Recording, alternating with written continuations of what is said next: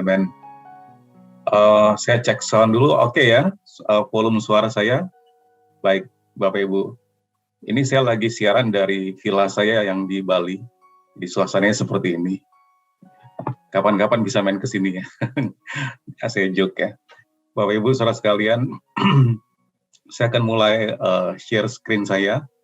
Dan kita akan melanjutkan seri khotbah di minggu ketiga dari seri khotbah Trustworthy. Ya, Trustworthy. Saya siapkan dulu PowerPoint-nya. Baik, kita akan melanjutkan seri khotbah ini. Bapak Ibu saudara sekalian, saya mengutip dari berita kompas.com ya. Bulan Mei tanggal 7 2019 dikatakan di situ judulnya, kini orang kaya banyak berinvestasi untuk pendidikan dan kesehatan. Ya, terus saya akan lanjutkan presentasi ini. Kita akan lihat. Lalu di selanjutnya dikatakan, masih di artikel yang sama, dikatakan Profesor Kebijakan Publik, ya, Profesor Kebijakan Publik dari University of Southern California, Elizabeth Currid-Halkett menyatakan pengeluaran dari 1% penduduk Amerika Serikat yang super kaya, ya, 1% penduduk Amerika Serikat yang masuk dalam kategori super kaya, ya, mereka membelanjakan uangnya, ya, atau menginvestasikan uangnya untuk produk-produk yang bukan materialistik, ya.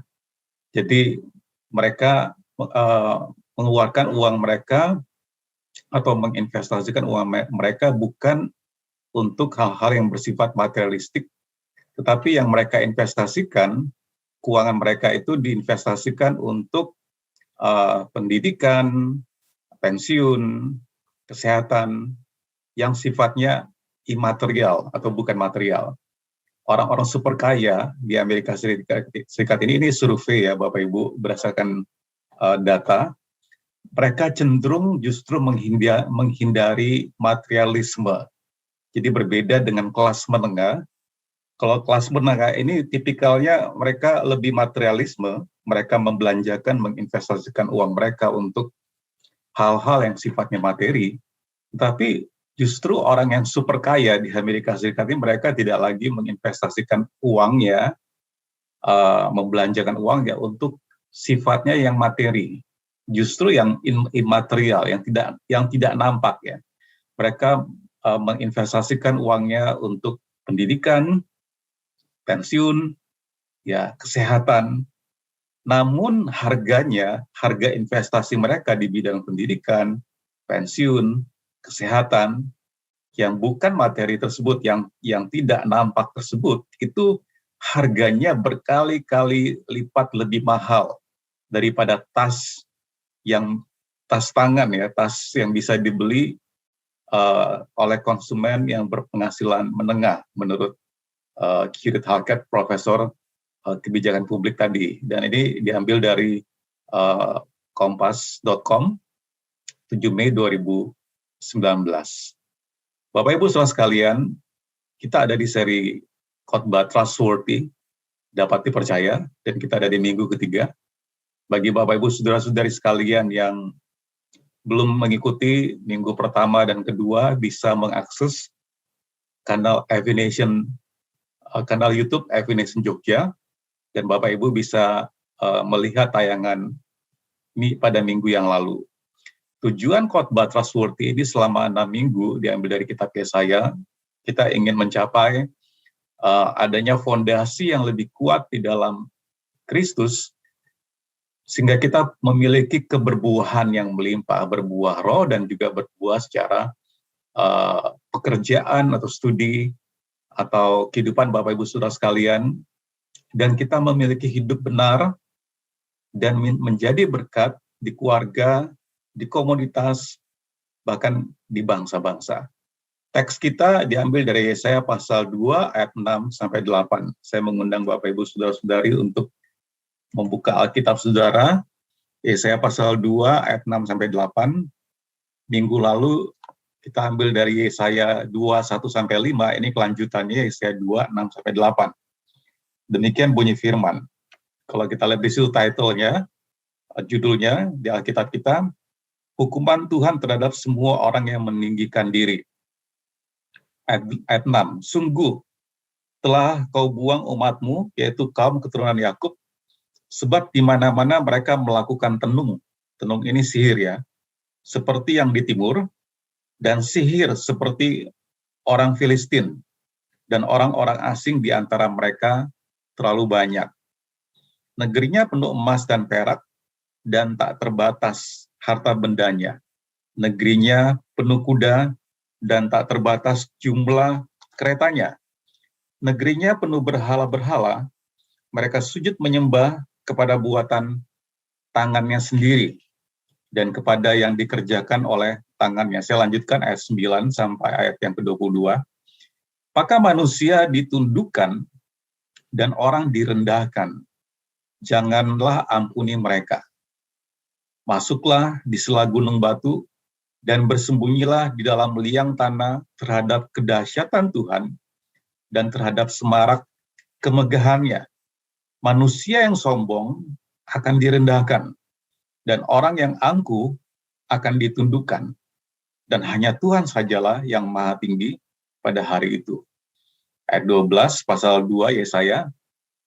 Sebab Tuhan semesta alam menetapkan suatu hari untuk menghukum semua yang congkak dan angkuh, serta menghukum semua yang meninggikan diri supaya direndahkan, untuk menghukum semua pohon aras di Libanon yang tumbuh meninggi dan tetap menjulang, dan menghukum semua pohon tarbantin di Basan, untuk menghukum semua gunung yang tinggi-tinggi dan semua bukit yang menjulang ke atas, untuk menghukum semua menara yang tinggi-tinggi dan semua tembok yang berkubu, untuk menghukum semua kapal Tarsis dan semua kapal yang paling indah. Manusia yang sombong akan ditundukkan, dan orang yang angkuh akan direndahkan. Hanya Tuhan sajalah yang maha tinggi pada hari itu.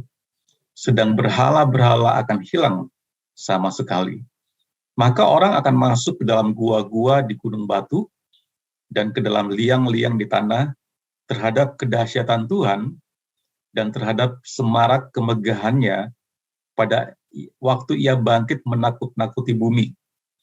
Pada hari itu berhala-berhala perak dan berhala-berhala emas yang dibuat manusia untuk sujud menyembah kepadanya akan dilemparkannya kepada tikus dan kelelawar. Dan ia akan masuk ke dalam lekuk-lekuk di gunung batu dan ke dalam celah-celah di bukit batu terhadap kedahsyatan Tuhan dan terhadap semarak kemegahannya pada waktu ia bangkit menakut-nakuti bumi. Jangan berharap pada manusia, sebab ia tidak lebih daripada embusan nafas, dan sebagai apakah ia dapat dianggap. Nah, Bapak Ibu, saudara-saudari sekalian, kita perlu mengetahui latar belakang kitab Yesaya yang tadi kita baru baca dari Yesaya pasal 2 ayat 6 sampai ayat yang ke-22 yang tadi kita sudah baca. Latar belakangnya adalah Yesaya bernubuat sesuatu yang akan terjadi ke depan tentang keadaan Yehuda dan Israel. Kita tahu keturunannya Yakub itu ada 12 suku. Setelah pemerintahannya Salomo terpecah menjadi 2, kerajaan utara yang kita sebut dengan Israel terdiri dari 10 suku, dari 12 suku Yakub, 10 suku menjadi Israel. Ibu kotanya Samaria atau di daerah Sikem, Samaria. Lalu 2 suku Yehuda dan Benjamin itu menjadi kerajaan selatan dan kita sebut dengan Yehuda. Yehuda ada di bagian selatan dan ibu kotanya Yerusalem. Bapak Ibu Saudara, ingat ya percakapan Tuhan Yesus dengan perempuan di Samaria? Ketika Tuhan berhenti dan berjumpa dengan perempuan Samaria dan minta air, perempuan itu mengatakan, bukankah kamu ini orang Yahudi? Maksudnya kami ini keturunan Abraham. Orang Yahudi orang Yehuda, Yahudi, jadi orang Yahudi itu dari Yehuda, tidak bergaul dengan orang kami Samaria.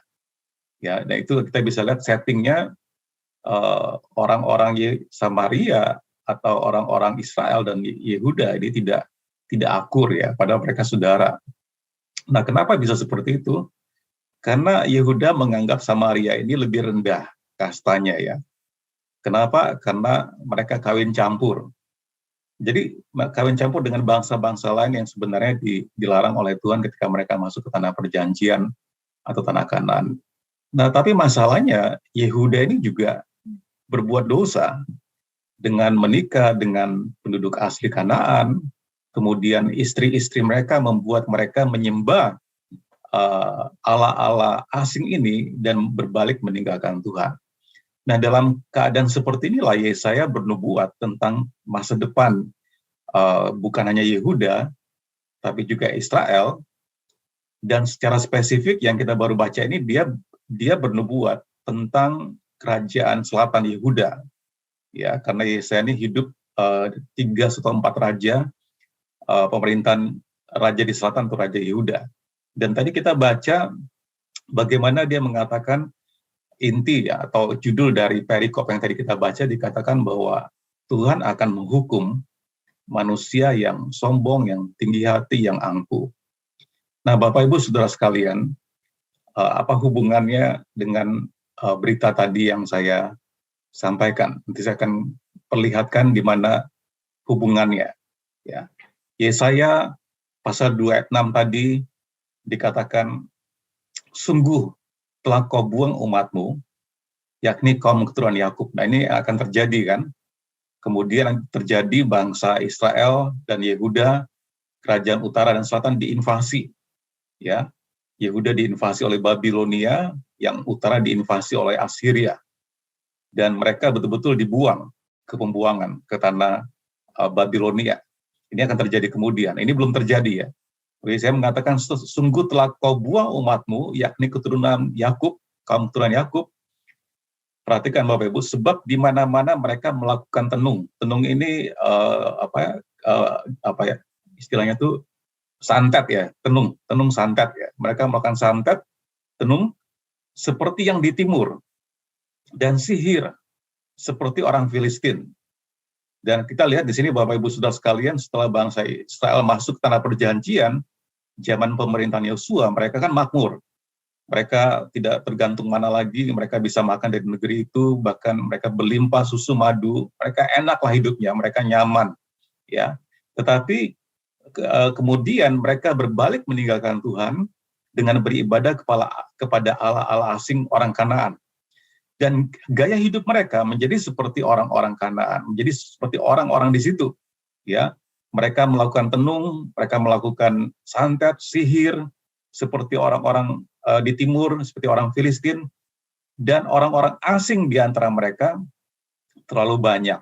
Ya, padahal Tuhan menyuruh mereka untuk menyingkirkan orang-orang asing ini. Kenapa? Supaya mereka tidak membuat bangsa Israel beribadah kepada Allah mereka. Lalu di ayat yang ke-7, tadi Yesaya mengatakan negerinya penuh emas dan perak, dan tak terbatas harta bendanya. Negerinya penuh kuda, dan tak terbatas jumlah keretanya. Bapak Ibu Saudara perhatikan setiap kata yang saya highlight warna kuning. Ya. Lalu ayat yang ke-8 dikatakan negerinya penuh berhala-berhala. Mereka sujud menyembah kepada buatan tangannya sendiri dan kepada yang dikerjakan oleh tangannya. Alih-alih mereka menyembah Tuhan Yahweh yang mengeluarkan mereka dari Mesir, yang sudah menolong mereka menyeberang Laut Tebrau, mereka menyembah kepada berhala buatan tangannya sendiri. Dan ini betul-betul merupakan kekejian di hadapan Tuhan. Bapak Ibu masih ingat ya, minggu pertama saya buka seri ini dengan setting kalau kita nonton film, adegan pertamanya itu adalah ruang pengadilan, dan Tuhan menuntut umatnya dengan tuntutan mereka memberontak terhadap aku. Tapi kita belajar bahwa Tuhan itu setia, ketidaksetiaan kita tidak bisa menggagalkan kesetiaan Tuhan. Dan minggu lalu kita belajar bagaimana Tuhan ingin berjalan bersama kita, Tuhan ingin kita mempelajari jalan-jalannya, dan di dalam Dia ada damai sejahtera. Jadi Bapak Ibu Saudara sekalian, inilah setting keadaan bangsa Israel, terutama spesifiknya Yehuda, kerajaan Yehuda. Bagaimana mereka berbalik meninggalkan Tuhan setelah mereka diberkati, setelah mereka hidup nyaman, setelah mereka berkecukupan, ya mereka berbalik meninggalkan Tuhan dan menyembah Allah-Allah lain. Nah, Bapak Ibu, saudara-saudara sekalian, pertanyaannya, kenapa ya bangsa Israel ini mereka sudah diberkati, mereka sudah tidak perlu memungut mana, mereka hidup dari cocok tanam dan berlimpah, hasil tanah itu dengan ternak, dengan hasil pertanian, mereka makan tidak perlu menghemat-hemat, mereka nyaman, mereka aman, mereka berkecukupan, mereka happy. Nah, kenapa ya dalam keadaan seperti itu justru mereka meninggalkan Tuhan? Ini kelihatannya sesuatu yang klasik, Bapak Ibu. Sampai hari ini masih terjadi. Justru seringkali dalam kelimpahan, dalam kenyamanan, dan ini saya berdoa tidak terjadi di dalam jemaat Ebenezer di Jogja, Bapak Ibu. Ya, mereka meninggalkan Tuhan. Setelah kenyamanan, berkelimpahan, mereka terlindungi, tercukupi, mereka meninggalkan Tuhan dengan beribadah kepada Allah-Allah lain. Nah, pertanyaannya kenapa ya? Nah, Bapak Ibu saudara sekalian, saya mengucap syukur karena saya sedang kuliah, jadi banyak buku yang saya baca, referensi buku yang saya baca, dan salah satunya yang saya sedang baca adalah kitab, saya pakai virtual background, jadi nggak kelihatan ya. Di sini judul bukunya kitab-kitab sejarah, tulisan kitab-kitab sejarah dalam Perjanjian Lama, tulisannya David M. Howard. Jadi saya belajar Perjanjian Lama. Lalu di buku ini dikatakan alasannya kenapa bangsa Israel itu mereka berbalik meninggalkan Tuhan ketika mereka begitu diberkati. Ternyata Bapak Ibu sudah sekalian, menurut buku ini,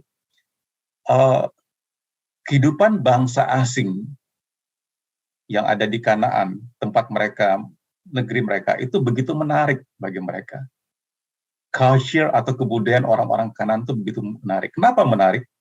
Karena pada zaman itu adalah peradaban zaman perunggu akhir, ya, zaman perunggu bagian akhir, ya. Itu kota-kota mereka yang ada di situ itu cenderung kayak sudah kosmopolitan kehidupannya. Jadi saya membayangkan Bapak Ibu analoginya seperti ini. Ini orang dari kampung, dari Udik, ya, masuk ke kota metropolitan dengan gedung pencakar langit, dengan lampu-lampu warna-warni, dengan pub, diskotik, dan kehidupan malam, dengan luxury, dengan kemewahan. Bapak Ibu bisa bayangkan bangsa Israel ini 430 tahun mereka di Mesir, betul ya?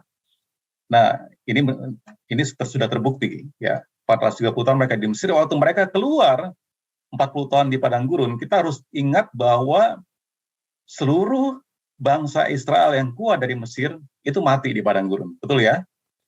Hanya 2 orang yang masuk tanah perjanjian.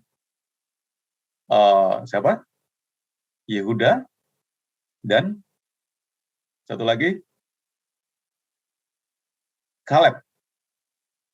Ya, hanya 2 orang dan keturunan yang masuk tanah perjanjian. Bapak Ibu masih ingat kalau kita baca kitab Yosua, waktu zaman yang Musa memimpin bangsa Israel ke tanah perjanjian 40 tahun, itu kan disunat semua. Sunat tanda perjanjian Tuhan dengan umatnya. Ya.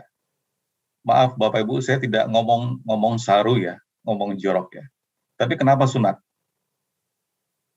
Sebenarnya sunat itu seperti meterai yang diberikan untuk mengingat bangsa Israel itu jangan berzina. Waktu mereka disunat itu tujuannya supaya mereka ingat jangan berzina. Ya. Tapi kita melihat di sini manusia itu dibuat seperti apapun tetap berbuat dosa. Ya kan? Mereka meninggalkan Tuhan, Tuhan kirim nabi-nabinya dibunuh, sampai kemudian Tuhan Yesus datang, mereka juga menyalibkan, itulah manusia. Ya. Nah, kemudian Tuhan memerintahkan Yosua sebelum masuk ke tanah perjanjian, disunat lagi. Kenapa? Karena yang masuk ke tanah perjanjian ini adalah generasi baru. Generasi baru yang tidak melihat mujizat Tuhan, laut terbelah, tidak melihat penyediaan Tuhan roti mana, tidak melihat segala keajaiban di padang gurun, betul ya? Nah, generasi baru inilah kemudian yang berbalik meninggalkan Tuhan. Ya. Nah, jadi dalam buku ini dikatakan kemajuan peradaban orang-orang di Kanaan itu begitu memikat hati mereka, ya. Dalam banyak hal kemudian Kanaan ini lebih unggul daripada orang Israel, orang Yahudi yang keluar dari Mesir, ya. Sistem keagamaannya, sistem politiknya, perdagangannya, arsitekturnya, organisasi politiknya dan sebagainya, termasuk ya dalam penyembahan kepada Allah-Allah asing mereka, ibadah mereka. Nah, Bapak Ibu Saudara sekalian bisa bayangkan, ini bangsa yang mengembara di padang gurun 40 tahun, yang mereka lihat itu cuman gunung, tandus, ya padang gurun, betul ya? Saya pernah ke Mesir, jadi yang ada itu cuman padang gurun, bukit, gunung, tandus semua, ya tidak ada yang hijau-hijau itu. Tiba-tiba mereka masuk ke tanah Kanaan, tanah yang hijau berlimpah susu madu, dan melihat kebudayaan orang Kanaan yang tadi saya gambarkan, kayak orang udik di kampung masuk ke kota metropolitan dengan gedung pencakar langit dengan lampu-lampu warna-warni, kehidupan yang luxurious, yang mewah, nyaman, berkelimpahan. Mereka wow, terpesona, ya. Dan kita harus ingat Bapak Ibu Saudara sekalian, kemudian waktu itu kebudayaannya masih agriculture, pertanian, sehingga harapan untuk pertanian yang subur dan hasil yang melimpah itu begitu mereka harapkan. Dan orang Kanaan mereka menyembah Allah-Allah Baal, Asitoret, Dewi Kesuburan. Kalau kita paralelkan dengan di Jawa sini kayak Dewi Sri, ya Dewi Sri itu Dewi Kesuburan, ini Dewi Asitoret, Dewa Baal itu yang disembah. Dan kemudian lagi praktek agama yang memikat bangsa Israel adalah praktek agama yang disebut dengan praktek pelacur bakti. Apa maksudnya? Jadi para pengikut Baal ini menyembah dewa Baal itu digabungkan dengan persetubuhan. Jadi imam-imam perempuannya ada di kuil-kuil itu, ya. Jadi setiap orang yang mau beribadah kepada Baal sambil bersetubuh. Nah, ini praktek seperti ini kan menarik, ya, orang-orang Israel, sehingga akhirnya mereka berbalik meninggalkan Tuhan. Ya, mereka lebih percaya kepada, tadi kita sudah baca, ya. Kalau kita perhatikan di sini, Bapak Ibu, dikatakan di dalam slide ini dikatakan alih-alih dunia datang ke Sion. Kita ingat ya, minggu lalu pada hari terakhir Gunung Tuhan ada di puncak gunung-gunung dan bangsa-bangsa akan datang ke Gunung Tuhan. Betul ya, belajar firman dari jalan-jalannya Tuhan. Yang ingat ya minggu lalu, Bapak Ibu bisa mengakses minggu lalu di YouTube. Nah, alih-alih dunia datang ke Sion dan mempelajari jalan Tuhan menurut Yesaya 2:2-4, ini kebalik. Ya, umat Tuhan pada zamannya Yesaya itu dipengaruhi oleh cara-cara dunia. Mereka worldly sekali, ya. Makanya tadi saya memberikan highlight, ya, kata-katanya terlalu banyak penyembahan berhala mereka. Penuh emas, perak, kuda perang, ya, penuh dan tak terbatas penyembahan berhala mereka. Ingat ya Bapak Ibu tadi yang tadi saya highlight gambar kuning, tulisan kuning tadi. Nah, melalui Nabi Yesaya, ya, Tuhan menyatakan bahwa Dia akan secara radikal menyingkapkan keadaan umatnya yang secara terang-terangan telah meninggalkannya. Tuhan tidak melakukan hal ini karena cemburu yang egois atau posesif, ya. Sebaliknya, Dia cemburu kepada umatnya karena Dia menginginkan yang terbaik untuk mereka. Tadi Pak Agung mengatakan ya, Tuhan ingin memberikan yang terbaik untuk kita semuanya. Sama seperti seorang ayah ibu yang ingin memberikan terbaik kepada anak-anaknya. Masih ingat ya, minggu lalu Tuhan menuntut, ini bangsa Israel memberontak kepada aku. Sama seperti anak-anak yang melupakan orang tuanya. Betul ya, masih ingat ya? Lembu saja mengenal gembalanya. Keledai saja mengenal palungannya, masih ingat ya? Ini umatnya berbalik meninggalkan Tuhan. Nah, Tuhan mengekspos dalam pasal 2 tadi, Tuhan melucuti, Tuhan membuat suatu keadaan ya untuk mengekspos keadaan bangsa Israel ini, karena Jadi seperti kayak Tuhan memberikan disiplin kepada mereka karena Tuhan ingin memberikan yang terbaik untuk mereka. Tuhan ingin orang Israel memahami bahwa hal-hal yang mereka prioritaskan, hal-hal yang tadi dikatakan mereka menyembah berhala, mereka bergantung kepada kekuatan militernya, mereka bergantung kepada emas, perak, mereka melakukan sihir, tenung, mereka menyembah ala-ala asing, itu sebenarnya kesia-siaan belaka. Ya. Nah, bukannya mengalami kehidupan yang bisa mereka dapatkan di dalam Tuhan, ya, orang-orang Israel ini mereka percaya pada berhala asing, kekuatan militer bayaran, mereka melakukan praktek sihir, mantra-mantra. Ya.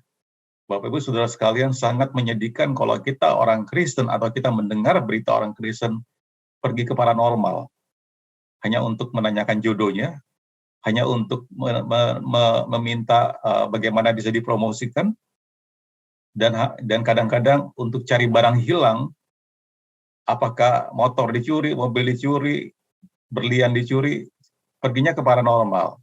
Ya, sangat menyedihkan. Ternyata masih banyak orang Kristen yang seperti itu. Ya, nah Tuhan memperlihatkan itu sia-sia. Menanggapi hal ini, Tuhan menyatakan bahwa Dia akan menyingkirkan hal-hal tersebut dari umatnya dan menyelamatkan mereka untuk mengungkapkan bahwa Dia adalah satu-satunya yang seharusnya mereka perlu perhatikan. Jadi kita mengerti ya, ini setting Yesaya pasal 2 tadi. Ya. Nah, Bapak Ibu Saudara sekalian perhatikan, ini adalah grafik 20 tahun perubahan harga barang-barang atau jasa di Amerika Serikat. Jadi dari 1999 sampai ke tahun 2019, ya. Jadi harga itu berubah dari 20 tahun terakhir. Ini datanya saya ambil dari homematch.net. Jadi data dari tahun 1998 sampai 2018, dalam 20 tahun, ini ada perubahan harga Bapak Ibu.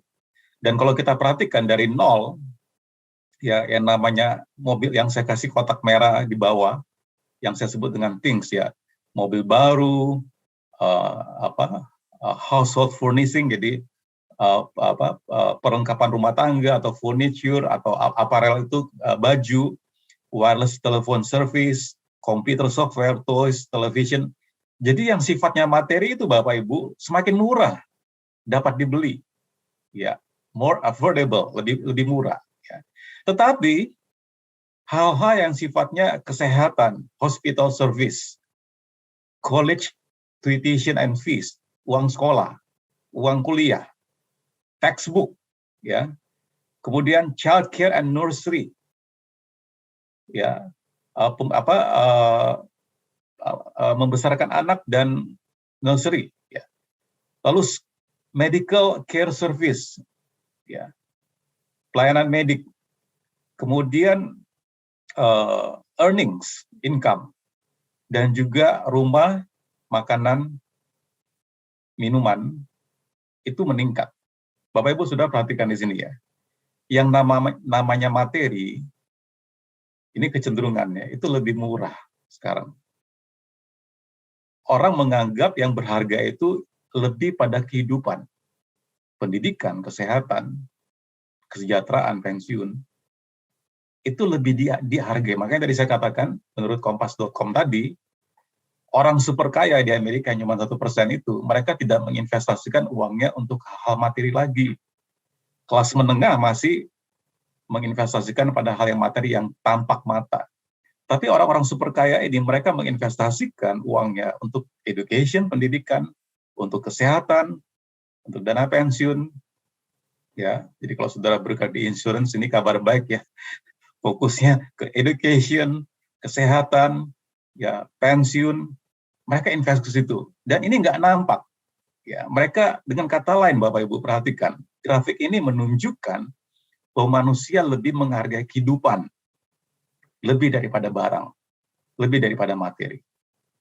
Tapi bangsa Israel zamannya Yesaya ini kebalik. Ya, tadi saya katakan profesor kebijakan publik di University of Southern California, mengatakan, tadi saya sudah katakan, investasi mereka, orang-orang super kaya ini bersifat yang imaterial, yang bukan materi. Mereka cenderung menghindari materialisme, ya. Dan orang-orang kaya ini menginvestasikan uangnya untuk pendidikan, kesehatan, yang berkali-kali lebih mahal daripada jam tangan atau tas yang bisa dibeli, yang kelihatan secara kasat mata. Nah, Bapak Ibu Saudara sekalian, Tuhan akan mengungkapkan di dalam Yesaya pasal 2 ini, Tuhan akan mengungkapkan berhala-berhala orang yang orang Israel miliki pada zaman itu untuk menunjukkan Tuhan menghakimi mereka. Nanti penghakimannya adalah invasi, ya. Yang utara diinvasi oleh Assyria, Syria, dan kemudian yang selatan diinvasi oleh Babilonia. Ya. Dan tadi kita sudah baca waktu penghakiman Tuhan datang, mereka sampai bersembunyi di gua. Ya. Nah, Tuhan izinkan itu untuk menegaskan siapa dia. Ya. Nah, demikian juga Bapak Ibu, pada hari ini kalau kita mengontraskan dengan hal-hal yang lain yang kita bisa andalkan, kita akan bisa melihat siapa Tuhan itu dan kehidupan seperti apa yang bisa kita miliki ketika kita berada di dalam Dia. Ada 3 poin yang saya ingin bagi cepat sekali. Yang pertama, God is uncreated. Tuhan itu tidak diciptakan. Ya. Dia self-sufficient. Dia tidak tergantung sama yang lain. Ya. Di dalam Yesaya pasal 40 ayat 28, tidakkah kau tahu dan tidakkah kau dengar, Tuhan ialah Allah kekal yang menciptakan bumi dari ujung ke ujung, dan ia tidak menjadi lelah dan tidak menjadi lesu, tidak terduga pengertiannya. Dia yang menciptakan alam semesta ini, dia tidak diciptakan. Bapak Ibu, ini poin penting sekali. Tuhan tidak diciptakan.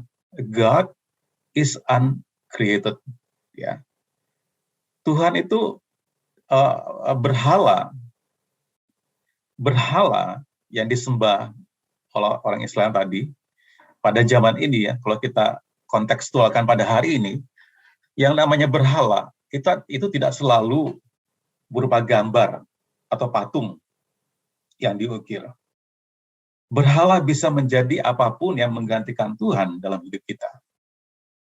Untuk Israel, mereka percaya pada kekuatan militer asing. Mereka mensewa tentara bayaran. Mereka bergantung kepada tentara bayaran itu. Mereka bergantung kepada emas, perak yang mereka miliki. Dan mereka bergantung kepada pemimpin mereka. Nah, Bapak Ibu Saudara sekalian, Tuhan tidak bisa dibandingkan dengan hal-hal yang kita andalkan dalam kehidupan ini. Tuhan adalah yang terbesar. Dan tidak ada seorang pun di atas Dia yang lebih tinggi dari Dia. Dia maha kuasa, Dia supremacy. Dia tidak tergantung oleh apapun dan siapapun. Dia tidak diciptakan. Dia tidak bergantung pada yang lain untuk menjadi ada. Karena Dia berada di atas segalanya. Dia adalah satu-satunya yang memiliki kekuatan, otoritas, untuk memberkati kita semua, dan untuk memenuhi setiap kebutuhan kita. Di dalam Tuhan, kita dapat yakin bahwa Dia memiliki kekuatan atas semua hal di atas bumi ini. Pastor Joy Bonifacio di dalam webnya, joybonifacio.com, Bapak Ibu bisa mengakses. Saya suka sekali, Pastor Joy Bonifacio ini salah satu mentor saya secara jarak jauh, ya, dalam arti saya mengakses buku-bukunya, bahkan kalau Bapak Ibu tahu buku Lego Principles itu saya yang mengerjakan proses penerbitannya dalam bahasa Indonesia, dan buku tersebut sudah menjadi berkat gereja-gereja di Indonesia. Dan di dalam blognya beliau menulis tentang the hierarchy of values, jadi hierarki nilai. Jadi dia mengatakan dalam hati kita itu kita punya hierarki nilai. Dia dalam tulisannya ini ada bukunya juga, Bapak Ibu bisa beli bukunya secara online. Jadi dikatakan bahwa value atau nilai ini yang mendrive, yang menggerakkan hati kita. Dan kita punya sistem nilai. Nah, Bapak Ibu, saudara sekalian, tadi saya katakan berhala itu tidak selalu bentuknya itu kelihatan, atau ukiran, atau patung yang tampak. Karena berhala sebenarnya value system. Sistem nilai yang ada di dalam hati Bapak Ibu Saudara dan saya. Apa sistem nilai itu? Berhala adalah sistem nilai. Sistem nilai adalah yang mana kita anggap berharga. Itu bernilai. Sesuatu yang bernilai, sesuatu yang kita anggap berharga. Itu nilai. Ya. Nah, kalau kita menganggap Tuhan berharga dalam kehidupan kita, berarti kalau kita menganggap Tuhan nilainya tinggi, kita menganggap Tuhan itu lebih berharga dari apapun juga. Ya, dalam sistem nilai ini, hierarki nilai, dia mengatakan Tuhan yang pertama, lalu ada hidup, tubuh, uang, makanan, pakaian. Selanjutnya, Pastor Joy Bonifacio mengatakan, values are that which we treasure. Ya, nilai adalah apa yang kita hargai. Ya, nilai adalah alasan mengapa kita memiliki waktu dan tenaga untuk hal-hal tertentu, dan bukan untuk yang lainnya. Singkatnya, 100% keputusan yang kita buat, sadar atau tidak sadar, selalu didasarkan pada apa yang kita hargai. Saya contoh Bapak Ibu Saudara sekalian.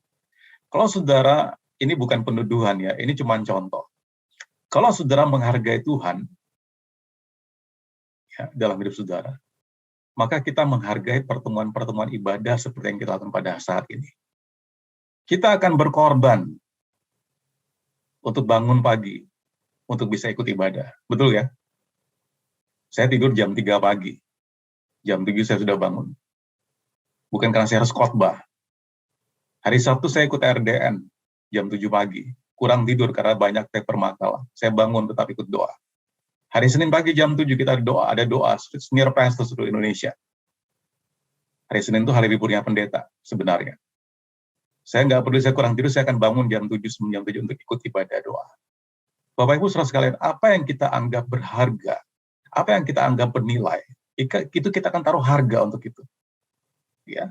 Karena semua keputusan yang kita ambil, tindakan yang kita ambil, didasarkan dengan value system tadi, yang mendrive, yang menggerakkan hati kita. Saya berikan contoh lagi. Seorang anak kecil dibangunkan pagi hari untuk pergi ke sekolah. Itu suatu pergumulan. Tetapi seorang anak dia akan bangun tengah malam untuk mungkin menyaksikan tayangan primer Star Wars mungkin, atau game, atau seri yang dia tonton, dia akan bangun tengah malam. Seorang kepala keluarga mungkin bela-belain bangun jam 2, jam 3 pagi untuk nonton bola. Betul ya? Nah, ini semua sistem nilai. Berhala itu tidak selalu bentuknya patung yang disembah. Tidak selalu berhala itu kasat mata. Berhala adalah value system in our heart. Sistem nilai dalam hati kita. Yang mana kita prioritaskan, yang mana tidak kita prioritaskan, yang mana kita hargai, yang mana kita tidak hargai. Dan itu sebenarnya yang mendrive hati kita, hidup kita. Makanya Pastor Joy Bonifacio mengatakan singkatnya 100% keputusan yang kita buat, sadar atau tidak, itu didasarkan pada apa yang kita anggap berharga. Nah, bangsa Israel ini, mereka berbalik meninggalkan Tuhan. Mereka tidak lagi menghargai Tuhan. Mereka menghargai peraknya, emasnya, kekuatan militernya, bahkan mereka beribadah kepada Allah asing, mereka lakukan tenun, sihir. Ya, tadi saya sudah katakan, mereka terlibat dalam penyembahan berhala orang-orang Kanaan, Dewi Ashitoret, Dewa Baal, yang cara menyembahnya juga eksotik. Ya, menarik hati mereka karena di situ ada persetubuhan. Ya, menarik hati mereka untuk meninggalkan Tuhan. Bapak Ibu saudara sekalian, perhatikan, dengar baik. Hari ini yang saya tidak harapkan terjadi di antara kita. Jangan kita menjadi orang Kristen yang menjadi duniawi, yang menganggap hal-hal di luar Tuhan itu lebih berharga dalam kehidupan kita. Sama seperti bangsa Israel dan Yehuda tadi. Mereka menganggap emas, perak, kekuatan militernya, sihir, tenun, dewa-dewa asing itu lebih berharga dari Tuhan. Ya. Nah, Pastor Joy Bonifacio memberikan sistem nilai ini dari Matius pasal 6 ayat 24 sampai 25 yang bunyinya, tak seorang pun dapat mengabdi kepada dua Tuhan. Karena jika demikian, ia akan membenci yang seorang dan mengasihi yang lain. Atau ia akan setia kepada orang yang seorang dan tidak mengindahkan yang lain. Kamu tidak dapat mengabdi kepada Allah dan kepada Mammon. Terjemahan lain, Mammon itu diterjemahkan uang. Kita tidak bisa mengabdi kepada Allah dan kepada uang. Karena itu aku berkata kepadamu, janganlah khawatir akan hidupmu, akan apa yang hendak kamu makan atau minum, dan janganlah khawatir pula akan tubuhmu, apa yang hendak kamu pakai. Bukankah hidup itu lebih penting daripada makanan dan tubuh? Daripada makanan dan tubuh itu lebih penting daripada pakaian. Nah, tadi perhatikan Bapak Ibu, artikel yang tadi saya kutip dari kompas.com dan grafik tadi, orang dunia itu juga tahu ya bahwa investasi mereka bukan lagi pada hal yang materi, bukan. Saya tidak mengatakan kita tidak boleh beli pakaian yang bermerek, enggak. Kita tidak boleh, ya kalau sudah Bapak Ibu bisa beli, puji Tuhan.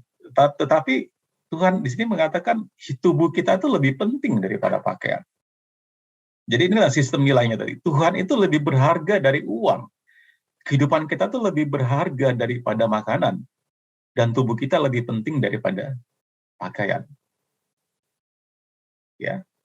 Karena tragedi akan mengungkapkan, nanti saya akan kasih tahu sebentar, akan menyingkapkan sistem nilai kita. Poin yang kedua, God is eternal. Yang pertama tadi, God is uncreated. Tuhan tidak diciptakan. Yang kedua, Tuhan itu kekal. Yesaya 57 ayat 15, sebab beginilah firman yang maha tinggi dan yang maha mulia, yang bersemayam untuk selamanya, eternal, selamanya. Dan yang maha kudus namanya, aku bersemayam di tempat tinggi dan di tempat kudus, tetapi juga bersama-sama orang yang remuk dan rendah hati, untuk menghidupkan semangat orang-orang yang rendah hati dan untuk menghidupkan hati orang-orang yang remuk. Dikatakan di sini Tuhan bersemayam untuk selamanya. God is eternal, eternity, kekekalan. Dengan kekuatannya yang besar, Tuhan dapat mengambil semua berhala buatan manusia. Nah, ini yang Yesaya nubuatkan kan, bahwa berhala akan hilang sama sekali di Yesaya 2:18 yang kita baca. Tidak seperti benda duniawi yang sementara. Tuhan mendiami keabadian. Dia melihat dulu, sekarang, dan masa depan. Pak Trisnas keluarga sekarang ada di pantai Ngandong. Saya yakin indah sekali pemandangannya. Pak Agung ada di Salatiga. Saya juga tahu Salatiga hijau sekali dan dingin kotanya. Bapak Ibu, kalau kita melihat alam, kenapa kita suka outdoor ya? Kenapa kita suka naik gunung, lihat pantai? Karena kita tahu di balik ciptaan itu ada Tuhan. Kita dekat dengan Tuhan ketika kita di alam terbuka. Ya. Nah, Tuhan, kita bisa melihat alam itu dan kita tahu di situ ada Tuhan yang eternal, yang kekal, yang mendiami keabadian. Dia kita sebut Alfa dan Omega. Dia adalah yang dulu, yang sekarang, dan yang akan datang. Ini berarti bahwa dialah satu-satunya yang benar-benar dapat membimbing kita. Itu juga berarti dia akan selalu ada. Kita tidak pernah bersembunyi. Kita tidak pernah bisa bersembunyi darinya. Pemazmur mengatakan, meskipun aku punya sayap terbang tinggi, engkau pun ada di situ. Meskipun aku tak menaruh tempat tidurku di dunia orang mati, engkau pun ada di situ. Ya, suatu hari seorang penyelam, divers, dia menyelam dan di dasar laut, ya landai ya nggak dalam, dia menemukan traktat. True story, Bapak. Traktat hanyut dia temukan. Untuk menggambarkan di dasar laut pun ada firman Tuhan yang dia temukan. Mau terbang tinggi, ada Tuhan. Kita nggak bisa bersembunyi dari Dia. Dalam Tuhan kita bisa mengalami tuntunan yang sejati dan kehadirannya yang kekal. Nah, Bapak Ibu Saudara sekalian, kita masih ingat ini Abe baru lahir. Saya tinggal di Bumi Intan waktu itu, 9/11, ya. 9 September. 9 September atau 11 September ya? Ya, 9/11. World Trade Center New York City 2001. Ini World Trade Center ini melambangkan supremasi perdagangan ekonomi, kekuatan ekonomi Amerika Serikat. Itu ditabrakkan oleh 2 jumbo jet menjadi bom yang gede sekali dan menghancurkan, meluluhlantakkan, ya, di New York City pada waktu itu.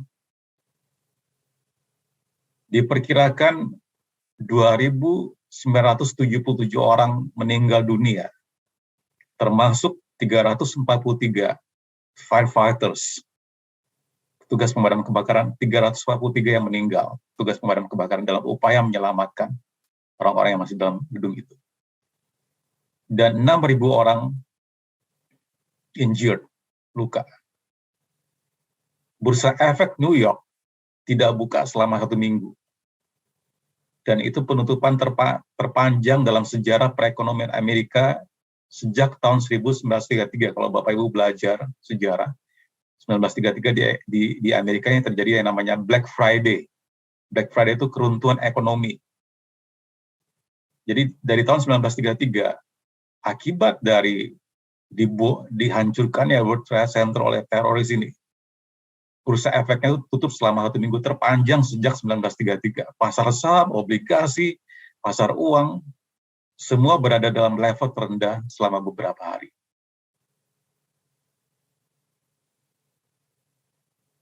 Bapak Ibu, disinilah firman Tuhan dalam pengkhotbah, nyata kebenarannya.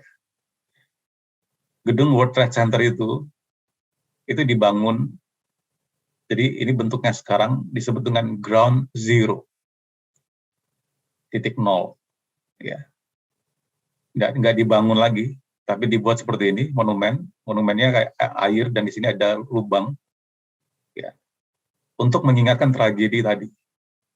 Dan disinilah pengkhotbah benar mengatakan pergi ke rumah duka lebih baik daripada pergi ke rumah pesta. Karena di rumah dukalah kesudahan setiap manusia. Hendaknya orang yang hidup memperhatikannya. Nah, Yesaya tadi menggambarkan, karena kamu meninggalkan Tuhan, penghakiman Tuhan akan datang. Tadi kita sudah baca ya, Tuhan datang dan menghakimi mereka. Bapak Ibu sudah bayang, inilah yang terjadi.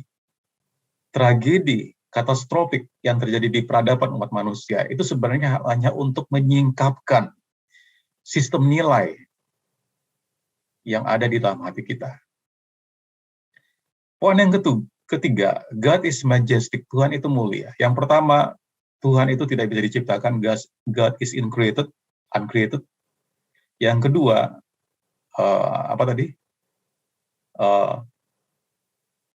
poin yang kedua, tadi saya lupa, saya mundur sebentar. God is eternal, Dia kekal. Dan yang ketiga, God is majestic. Tadi kita baca tadi, pasal 2 tadi, ayat 20-21. Pada hari-hari itu, ini penghakiman Tuhan. Berhala-berhala perak dan berhala-berhala emas yang dibuat manusia untuk sujud menyembah kepadanya akan dilemparkannya kepada tikus dan kelelawar. Dan ia akan masuk ke dalam lekuk-lekuk di gunung batu dan ke dalam celah-celah di bukit batu terhadap kedahsyatan Tuhan dan terhadap semarak kemegahannya pada waktu ia bangkit menakut-nakuti bumi.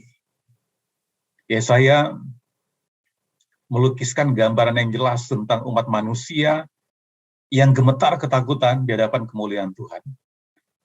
Dalam terang keagungan dan kekudusannya, orang akan menyadari bahwa semua yang mereka percaya tidak ada artinya. Tuhan adalah Tuhan yang cemburu, Keluaran 34 ayat 14.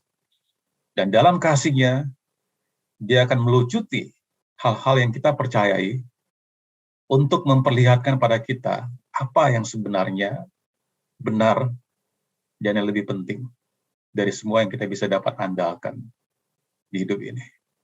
Sekali lagi, terlepas dari kekurangan kita, ini kabar baiknya, Bapak Ibu Saudara sekalian.